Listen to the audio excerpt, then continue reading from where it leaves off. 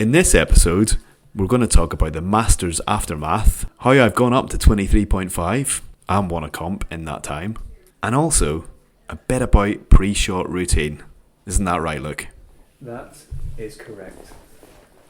So, for some reason, you sound so clear. well, it's all about the new mics, isn't it? We've invested a little bit. Numbers going higher. Need to get new mics. Definitely. Feels good. Sounds good. You even look like a professional now. What, leaning over the mic? Yeah, like Joe a Rogan? well, something like that. Yeah. Is Joe Rogan not PC at the minute though? Is that the one he got like cut up the other week? Nah, he's still good. Are you sure? Oh yeah. All right. Okay. Still all good. Fair enough. Early millions. Oh, is he? Yeah. Well, does he play golf? No. I was going to say, let's get him on. We could get him on Get him on this. for the crack. Yeah. Yeah. Might as well. You know. I'll ring him now. You got him on speed dial. So, Masters. Masters, yeah. Scotty Scheffler. Wow. Yeah, wow. I don't know what else to say, to be For honest. someone who's just won 3 events already It, in 2020 and wins the Masters as a 4th. yeah, but to do it in that style as well. Like, all right, let's not talk about his putt on the 18th or his few putts on the 18th.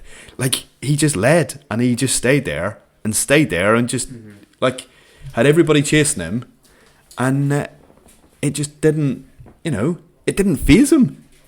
His only nerve was the last hole, like you said. Yeah, Like, I assumed with Rory climbing up the leaderboard early on, he would have, looked at that and thought, I might be in a little bit of trouble here if I get a double or I mess up. He hadn't had one double yet. not one. It was unbelievable, and he did have a few scares. He did. There were a few times The third hole, how good was that? Oh, I tell you what. Do you know what I mean? That was either in for a birdie or 20 Well, foot pass. exactly. But yeah, Drama. fair play to him. What a way to win your first green jacket. Definitely. And Confident as hell, yeah. absolutely. What was our bet from the last podcast? Did you? Sorry, I think you went for John Ram, didn't you? I can't hear you. John Ram? Who? Yeah, and I remember. It was you went for John Ram, I went for Rory. How did that end up for you?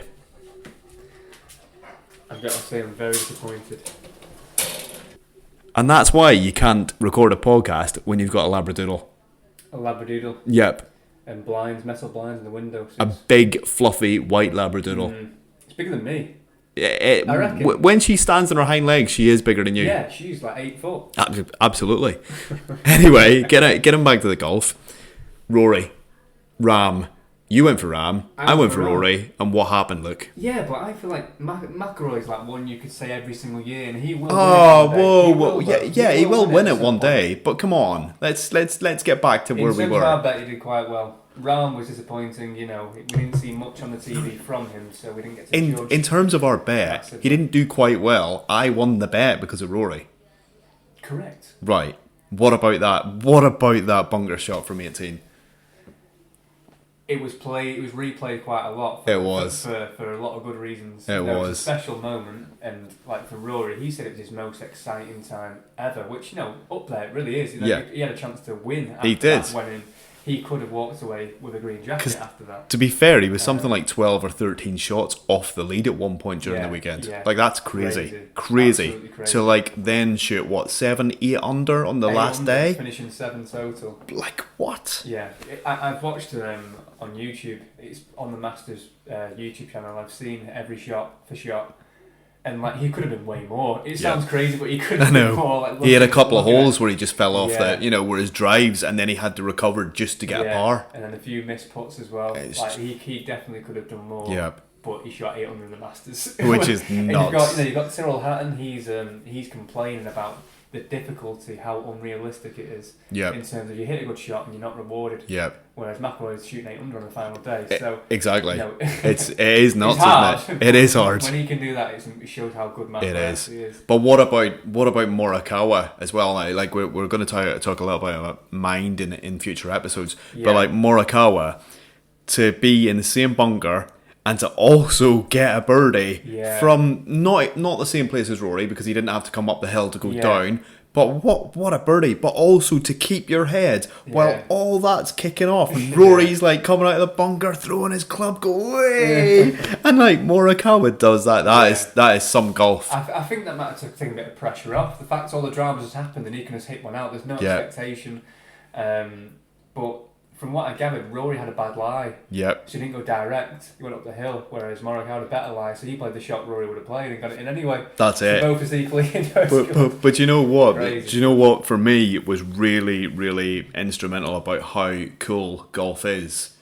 When Rory got his birdie, Morikawa cheered, raised his arms and everything. And when Morikawa got his birdie, Rory did exactly the same. And I just thought, that's class. Yeah, that is class. Yeah, they definitely get on when you watch the tailor-made videos on YouTube where they're together having like long drive and they're together having a bit of a laugh. So yeah, it's good to see friends getting along. Good players for the future. Rory's got a lot of life left. Oh, definitely. He's only what, he's 30? A long one for the future. What's Rory? 32, 33, something like that. Know his age, He's something around that. So he's got a few years in him, hasn't he? But talking about age, Scheffler, 25. 5. He is younger than me, and he looks like a builder. It's just mental. He's a builder brew with full English. And four titles this year. Yeah. And one's the Masters. Crazy. Do you know what I mean? His confidence is tremendous. And we can't not talk about Lowry either. What a weekend for the island of Ireland. Do you know what I mean? Rory and Shane. Little Shamrock obviously is coming out here, but come on. That's some golf. He could have done more, Lowry, again. No, he had a few mess-ups, a few tough shots that we saw. I'm just watching your dog curl one out on the lawn. Obviously, I'll deal with that later. Thanks very much for that. Yeah. That's cracking. That's obviously why she needed let out. But there we go. Super. Anyway, getting back to the golf. Yeah, Lowry and Rory, brilliant for Ireland. Really, really brilliant. Good. Obviously, Scotty Scheffler, what a guy. Yeah, definitely. Really a family guy. Absolutely. And obviously, talking about chip shots and like really cool shots, I had one myself the other week. Go on, explain. So I had a good front nine, right? Wednesday comp, good front nine. Yeah. On the 11th, it was Tim Green. But I hoiked the drive out to the left. Hoiked it out. I thought you'd like that. Bit of an Irish word for you. You'll be Googling that in a bit. Just by listening to it, I think it describes the shot for me. Hoiked. I hoiked it right to the left, right? So you know what par 3 I'm talking about. There's a hedge that's just trying to grow at the minute in between the 10th and the 11th. So the ball was out to the left. I needed to chip it over and get close. Not only did I chip it over, one bounce straight in the hole. Oh yeah, birdie and twos. And it was the only two on the day. What's that? Yeah, only so two. I don't know. I haven't checked yet, but I was the only two. I'd be straight to the shop like what? It won't be that much. There wasn't that. Nicholas in a bag. But yeah, it was good. Yeah, and I won the comp. But I played bogey golf. I tried to play bogey golf. We're doing Hacker to Hero. We've got a win. We've got a win. It's not a number on the board win yet, but it's a win. It wasn't a number on the board because there were 3 to 4 Tim Greens. Mm-hmm. So it actually didn't count on the actual Golf England or any of that for the handicap. So the handicap stayed the same. But what happened since then? Yeah, one round since. What happened? We've had 2 actually. Oh, since then. Yeah. So the handicap went from 22.9 to 23.0. Yep, and then I had a shocker last week, a proper shocker. And it went from 23.0 to 23.5.